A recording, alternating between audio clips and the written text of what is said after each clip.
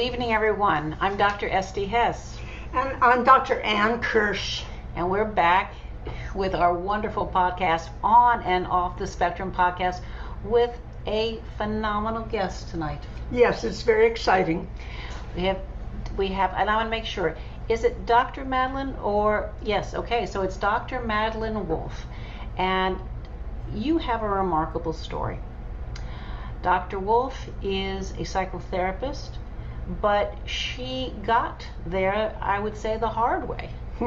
She overcame significant learning disabilities, and I know that our audience wants to hear this story because there are a lot of people who share their challenges or their children's challenges with a sense of hopelessness. What's ever to become of myself, our children, and so on.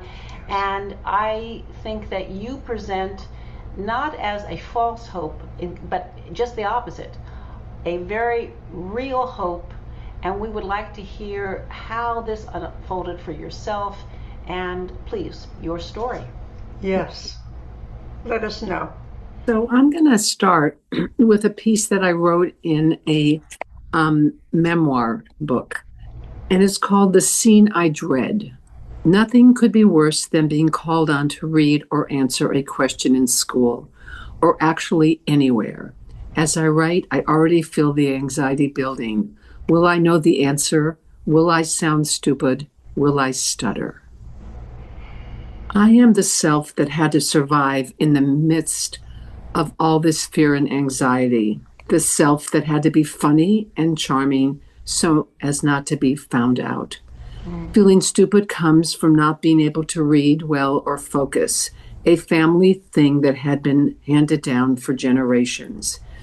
Remembering now, I feel the shame that could make the hair on the back of my neck stand up. The words in my head, please don't see me, please don't call on me. A lot has to go into surviving with learning disabilities and stuttering, a bad combination, I might add. So being good, being helpful, and being charming are the muscles I had to build, the muscles that became strong enough to endure the shame and fear. Survival is the goal. As I studied for my psychology exam, I discovered I did not know how to take a comprehensive test. I found an educational therapist, Sasha Bornstein, my angel. She thoroughly tested me and discovered all the glitches that stopped me from doing well in school. As we began our work together, we sat side by side, and she gave me all the sounds I did not get in first grade. We both cried as I focused developing essential building blocks for reading. We went from there to reading short stories and her asking me what I read. So I went from first grade with Sasha to sitting for my exam in 8 months. A miracle. I studied hard and often. I found myself retaining what I read for the first time in my life. I got documented for my learning issues and took the test untimed, in large print, and with a bathroom pass. The group I studied with me, I showed them. I passed. A few of them didn't. And they teased me when I was in the room, when I was signing up to be in a different room. The scars still run deep at times. Courage is my mantra, and now I have the ability to back it up. So being funny and charming still have their place alongside ability and capability, all the muscles I need. So that's kind of the story. Remarkable. Yeah. It's so touching. It truly is touching. I Thank have you. in my family people who stutter and have learning disabilities and know what they went through. So to hear you so, I want to say easily, but I know it wasn't easy, but it sounds like you've conquered it now. I can do it. Yeah. You can do it. Yeah. I raise my hand. It's touching, so touching to me. Thank you. I love this because you said something also, you found an angel. And when it comes to children who are disabled, there aren't enough angels to go around. Yeah. And not enough people who know. There are a lot of people who want to minimize, Mm-hmm. who want to mislabel and stick a child outside the room because they're causing too much fuss, and then forget to bring that child back in and give the message that you don't belong, you aren't Mm-hmm. welcome because you are trouble. And you found someone who, with a very willing student, was able to take you through the bulk of your holes in your education and start filling in the gaps. Yeah, and Yeah, go ahead. No, I was going to say, and I was an adult, but I knew if I didn't do this, I wasn't going to be able to be a therapist. So that was it. Yeah, and that's exactly what I was going to refer to. In 8 months, when so many people study for these exams for much longer than 8 months, it is astonishing that you did that. It is empowering to the people who are watching and listening to you talk. It's empowering, and that is something to be proud of. I want to think. Thank you. I want to say something else, because so often the kids who come into either one of our offices have terrible self-esteem because they can be smart kids. Mm-hmm. And I think clearly you were a smart kid with a learning disability. And people equate learning disabilities with an inability to learn. And it is just different ways that the brain operates. And how do we figure it out? So could you tell a little bit about your story as a child? And yes. What was addressed or not? And how did you come up to say, I want to be a psychotherapist? Mm-hmm. Well, nothing was ever addressed. There were 4 of us, and school was very hard for all of us. We didn't do well in school, but we were good kids in a local neighborhood school, and they kept passing us up to the next grade. Every fall, my mom would get a call that my oldest brother was a daydreamer. Every fall. Of course, he couldn't focus. He couldn't concentrate. He couldn't get in what was being given to him. My experience was similar, but I didn't think of it that way until now.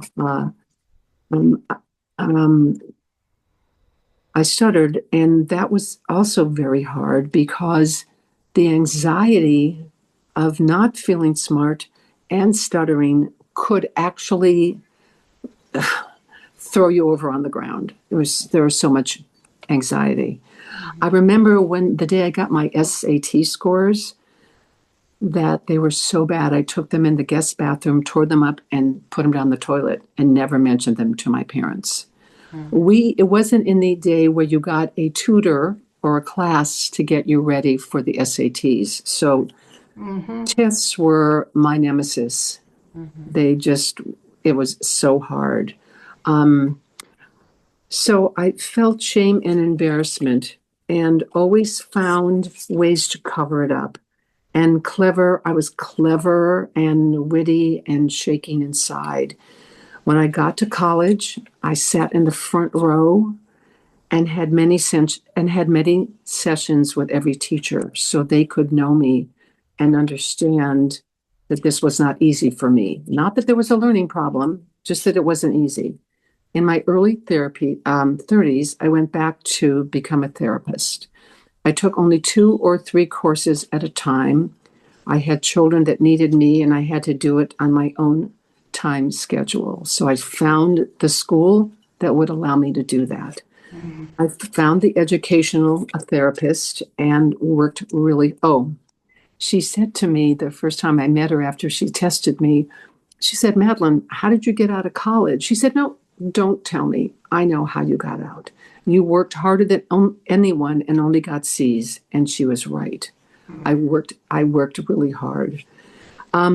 She took it in and went step by step as I learned all the sounds I never got. Wait a minute, I don't want to forget to say something. I read those children's books out loud. What? Can I ask you something? Because I think you said something about your brother, and I'll tell you what resonates for me. So your brother had a problem with inattention, a dreamer. So today we might diagnose him with attention deficit, inattentive type. Right? Yes. And that's not a, it's not a scarlet letter. It is something that can be remediated with sometimes medication, certainly with educational therapy, with psychotherapy. There's ways to work that issue, but and it's also genetic. And so Yes. I'm thinking if all four of you had some form of learning issues or maybe variations of ADHD, I'm guessing either one or both of your parents also. I'm gonna give you that one in a minute. Yeah. Yeah. I took the licensing exam, and I got to take it untimed and with big print. And as you know, the big print relaxes your eye, and you're not straining. And I also got the coveted bathroom pass, which was important. And when I passed, the doorbell rang, and it was the mailman. And I came down in my bathrobe, and I said to him, he said, "Here's your mail, Madeline." I said, "Will you stand here while I open this?" Because I knew what this was. And I opened it, and I said, "I passed." And he jumped for joy as if he'd known me forever. But he said, "That is so terrific." So right away, the good father showed up. Did he know what you passed? Yeah, I You said, talked to him? my licensing exam. No, I said, "Stand with me while I open this envelope. It will tell me if I passed or failed my licensing exam to become a therapist." Wow. And he actually felt chosen. He said, "I'd be glad to." Oh, So, hooray. yeah, Gosh. So the good father showed up. yeah, That's something. yeah. He was another little angel hanging out there. Yes. So, They're the around. yes, the giveaway of how I got here was my father walked into my home when I was studying for my exam, and the dining room table was full of piles of books and pre-tests and post-tests and everything. And he looked at me and said, "I don't know how you are doing this.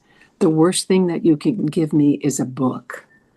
And I was thinking, and here it is. He didn't do well in school. Nobody told. Oh. He never finished college because it was during the day where you went out and worked hard to start a family. And that was not his thing. Yeah. He listened to the news every day on the radio and never read about it. So he was an educated man, self-educated, as much as he could be, but he could get away with it, so to speak, because the emphasis was let's work hard. And there were those who were book smart and those who weren't, but didn't mean and so he could make his way in the world. But what did you think when he said, "I don't know how you're doing this"? Did you answer him? Did you not answer? What did you think? Well, when he said the worst thing you can give me is a book, Right. I kind of collapsed in the chair and said to myself, "So this is where this is from." Because my mother read all the time, and she was quite brilliant, and she raised kids. So she didn't have to go out there and prove anything. And she read a lot. Yeah. She was always, or playing the piano. So it wasn't until that point that you realized where this, oh my goodness. Wow. Nobody ever talked about that. Right. This was all underground. Nobody ever talked about it. So it made me understand that he had learning struggles and never, ever talked about it because he was successful and he knew how to be charming and he was smart in making the deal. Yeah. But he was still ashamed. Well, he was. He was. He never told, I don't think he told anybody. And he stuttered also. Well, of course, it's genetic. Yes. Wow. So I know that if he were still alive and he read this memoir with this story in there, that he'd be shaking because he lived it also. He just didn't know what it was or what to do because of shame and go make money. It was a different time. And yes, certainly no one, or very few people, I should say, knew how to help someone who was a father in a family. Yeah. Mm-hmm. Yeah. Yeah. Were you proud of yourself? Oh, beyond. I didn't even know when I looked in there, I didn't even know who it was. Yeah. And so I came from the idea that I would not be successful. So it turns out I got a bachelor's in sociology. I got a master's in education. I got some more of these.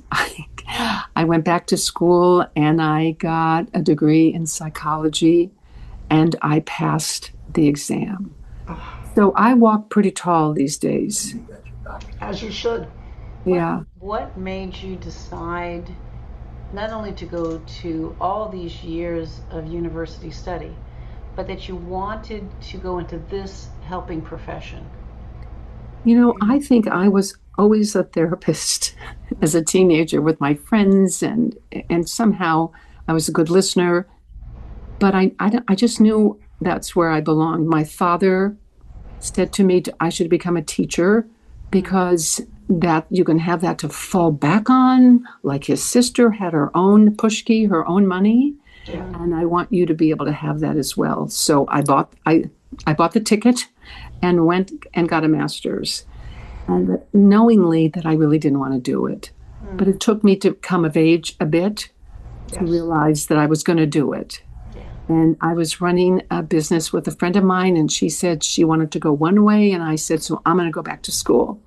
And I went back to school. I had a husband and 2 kids, and I found a school that fit my needs time-wise. And when there's something special in our family, like a bar mitzvah or something, I took the month off so that I could dedicate it to that. And I was able to sign up again and continue. Can I ask, and you don't have to answer, this is too personal, because of the genetic nature of learning disabilities and ADHD, you mentioned a bar mitzvah, I imagine you have children, do any of your children, have they experienced anything genetically as you experienced? And did you do it different? Well, Parent. My son, who's 52, is smarter than a whip. He's the kid that went to school, didn't read the book, and got an A on the exam. He could pick it up by listening. He was very, very smart. My daughter, he was very capable. And he also stuttered. Yeah. He played sports, which I think saved him a lot. Yeah. He played sports all the way through college. And I think that was his power for himself. And he was good. He was very good. It turns out he's now an English teacher and a basketball coach at a high school. He got Coach of the Year in his small group of coaches. And he also runs a class. He takes a group of children whose parents are immigrants and they were born here, the kids, but they know nothing about how to maneuver the culture. So he takes them from freshman to 12th grade, and he goes through how to take an exam. What about the SATs? When do you apply for that? Wow. And that's his most famous thing to do, actually. Fabulous. And we're proud of him as a human being. Yes, Okay. absolutely. It's my belief that every child in high school needs all of those classes, including how to handle a checkbook, how to deal with credit card. Because I didn't have those issues, but I didn't know how to do those things until I went to college, and I went into a bank, and I said to the woman there, whoever looked like she was important, I said, I don't know how to have a checkbook or what to do with it. Can you help me? And she looked at me with a big smile on her face, which took me back. And she said, sit down for a second. I have to do something. I'll be right back. She came right back and she showed me everything I needed to know. And it was one of the first times in my life that I had asked for something and received an answer so quickly with such care. See, there are angels everywhere, even in the Everywhere. bank. Even in the You bank. just have to pay attention. Yeah. So you mentioned, so your son did not have the same learning issues, but he had the capacity to know how to support children who need extra support. Yeah. Yeah. Yeah, yeah, yeah. Yeah, that's And our daughter, she's also very bright. She had a little bit more, it was a little harder for her in school, but not that hard. And when I would come in at night and say, do you guys need any help? Want me to take you to the library? What do you need? They would say, get out of here. So they were self-sufficient about learning. great. And Wow. it worked. And they're both successful, married, and nice children that are good people. Good. And yeah, but it's a little bit harder for her, and she knew it. Yeah. Because he didn't work at all on it. Right. Sure. But yeah, go ahead. No, but here's the thing. You knew now to ask. Yeah. And so what was not asked in your family, not for any malice, God forbid, but rather just it wasn't addressed. Now you could address it. Didn't seem the kids needed, but you were there if that was Right. the issue. So again, what kind of guidance would you advise parents who recognize that their children are different learners? Not that they're incapable, but their brains work in certain ways, and they need some different ways of approaching language or mathematics or the ability to write their names. What would you say? Well, first of all, I would be aware of it, and I might call the teacher. I think the earlier you can get some help with this, the better you have a chance to really take it in. So, and I think just feeling very loved is very important. And so to find some pride in anything that they do, I mean, something special that they are proud of. Yeah. And Yes, find the way that they can shine, and give them the go to the classes, go to the museum, take them where they shine. even and bake a cake. recognize it. Even bake a cake. Even bake a cake. Yeah. Absolutely, because you Yeah. need math for cakes, you need patience for cakes, you need the ability to be empathically offering, would you right. like a turn? I mean, there's all different And kinds mommy of social has skills to that be happen. there to show how you bake a cake. Absolutely. And so many kids who have learning issues don't want help. They want to do it themselves. I can do the it parents, you myself. mean? Oh, The children. the children. And they say that to the parent, but they can't do it themselves. Mm-hmm. And so it's finding a way for a mom to be able to offer that help. How would you suggest saying that, offering that, like making a cake? I think that's a brilliant point. I think parents need to be educated and maybe take a class in these children, particularly, that need a different way to be handled. Yes. So and to have a lot of patience, because it's hard. It's hard to have patience when your kid isn't picking up on it so quickly. And that's your expectation. Sure is. And parents have some shame about it also. Yes.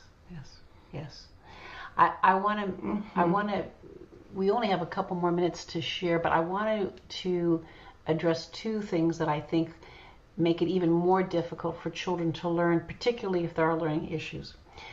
One is this excessive use of technology that I think we are really raising children behind a wall. And then now the onset of AI. Ann and I are going to have a discussion in a couple of weeks about the way to use AI properly in the classroom. But I wonder if you have thoughts about the excessive amount of the technology, the introduction of AI, and how would you guide families in terms of, especially if there are children who might have learning differences? Well, I think at day one, they don't look at screens. I mean, we gave screens to these kids really young, really young, and that's part of their life, and that's what they know. And it's like, I think when my son was maybe 15 or 14, he was into all those games on television. Remember all those games? Sure And, do. and when we finally got him off of it, he'd be in a horrible mood because he was in a trance. Right. And that's what happens. And so I think parents need to get ready for this, because I remember how proud we were that our grandchildren could recognize a cow on a computer and the sound. And meanwhile, we were like beginning this, not knowing until now how dangerous it is for the brain. Exactly. Yeah. Okay. And I do know from my own experience that if you start with your children when they're young enough and you say, and they say to you, I want to have a whatchamacallit game. And why do you want that? Because so and so has one and I like it. And I would say, that's great that your friend has that. We're not going to have one in our house, but you may play it at your friend's house. And I got a little bit of pushback, but not nearly what I expected. And I think it was a combination of this one child in particular that I'm thinking of, but also I gave an option. Well, you can use that at your friend's house. We just won't have it here. And I didn't make it an argument. I didn't go into a big shrine issue about it. I just said that. And every once in a while, when one of my kids would say, you know, I saw a place down the block that rents these games. And I would say, well, that's wonderful. And then that's all I would say. And then I'd get followed, and it would be, well, but they rent them. That means that we can rent one and bring it home. And I would say, yes, it does mean that, but we're not going to do that. Called limits and boundaries. Yeah, that's right. Exactly what I was going to say. Yeah. Limits and boundaries. Yeah. And do you know, it was rare that any of my kids said, well, why not? They picked up in my voice and just the way I sounded that this wasn't happening, but great. That's great that you found that out. And I never had a problem with that. Now, I'm not saying, I'm saying I got lucky that I didn't have a problem with that. But I think if more parents set boundaries and limits about it, with a smile, with a, not a mean, argumentative point of view. Just matter of fact. But, that's great that you found that out. And then wait. Yeah. And then see what they say.